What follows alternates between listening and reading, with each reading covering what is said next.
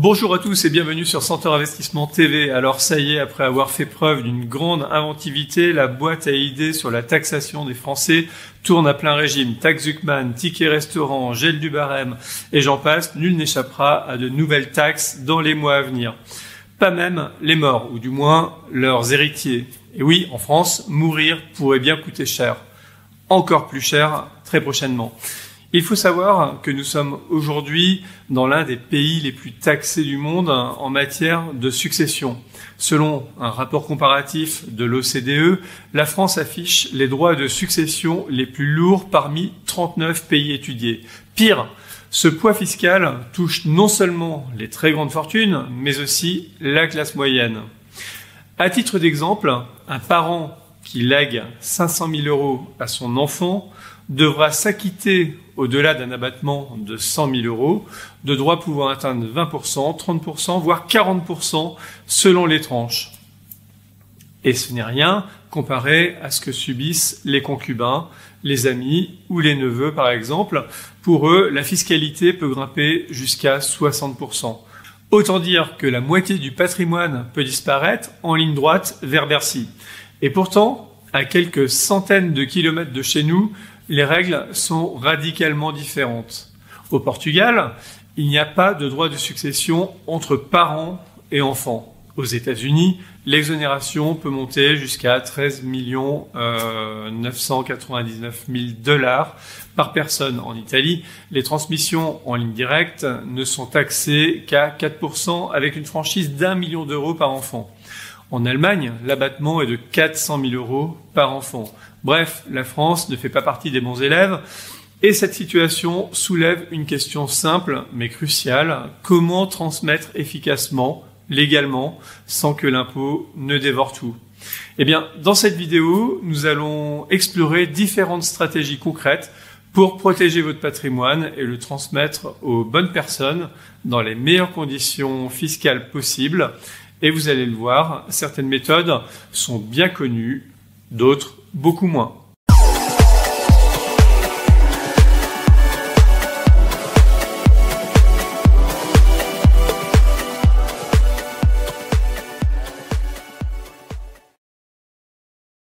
L'assurance vie, un outil redoutable à condition de savoir s'en servir. Parmi tous les dispositifs existants pour transmettre son patrimoine en France, l'assurance vie et même le PER font partie des solutions préférées des Français. Elles sont effectivement à privilégier. Et ce n'est pas un hasard. Derrière ce contrat souvent perçu comme un simple produit d'épargne se cache en réalité l'un des outils les plus efficaces pour transmettre de l'argent à ses proches en contournant les lourdeurs de la succession. Concrètement, quand vous souscrivez à un contrat d'assurance vie, vous placez de l'argent qui reste disponible à tout moment.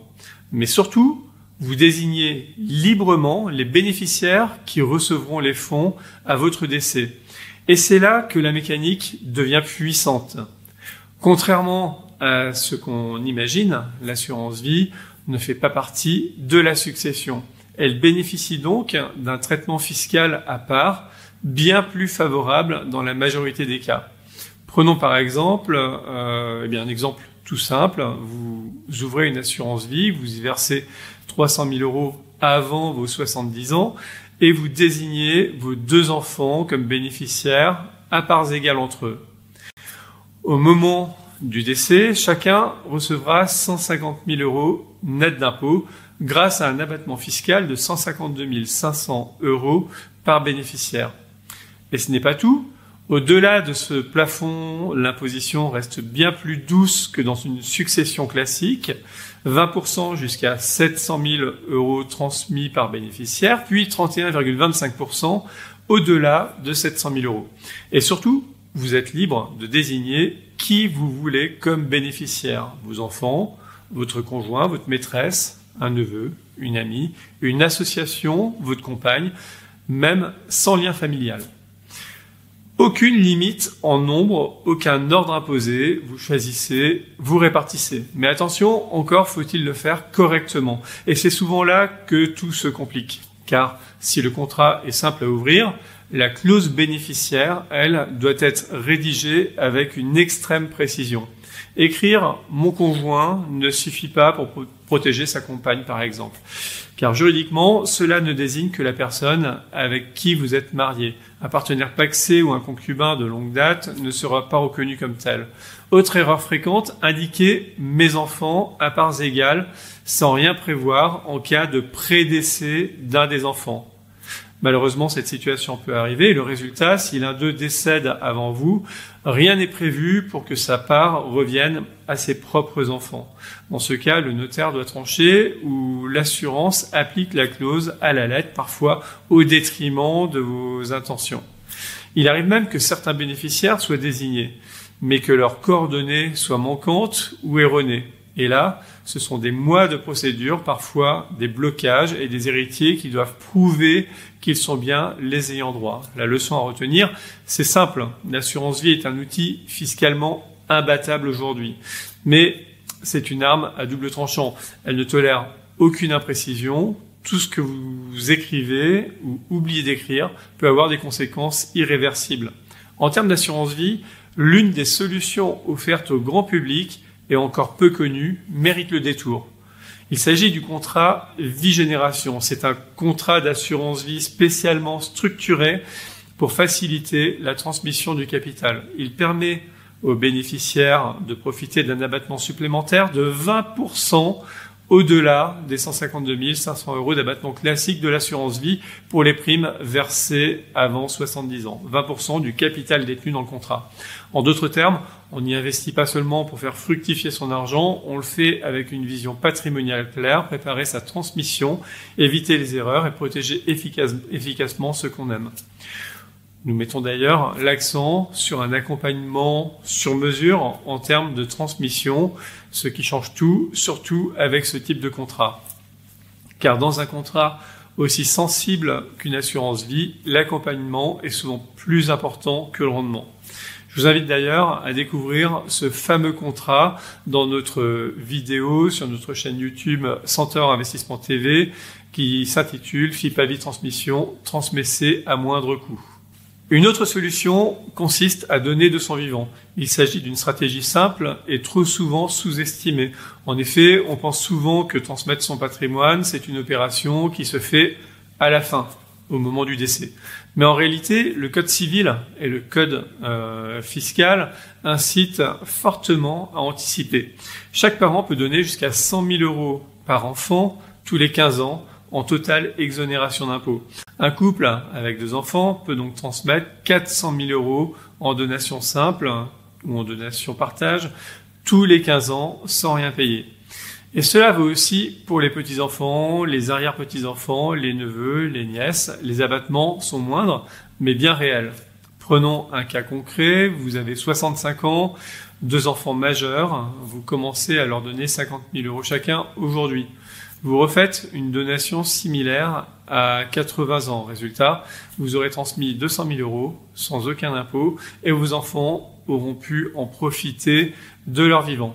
Et ce n'est pas tout, il existe une donation exceptionnelle dite donation familiale de somme d'argent jusqu'à 31 865 € par enfant exonéré si le donateur a moins de 80 ans et si l'enfant est majeur. Autrement dit, la donation est un levier de transmission immédiate, utile, efficace et trop peu utilisé par peur de perdre le contrôle. Mais donner, ce n'est pas s'appauvrir, c'est souvent s'organiser. L'idée de transmettre des actifs qui bénéficient d'un traitement fiscal privilégié est également souvent négligée. Notez que ce que l'on transmet a autant d'importance que la manière dont on le transmet. Et à ce titre, certains actifs bénéficient d'une fiscalité allégée lors de la transmission.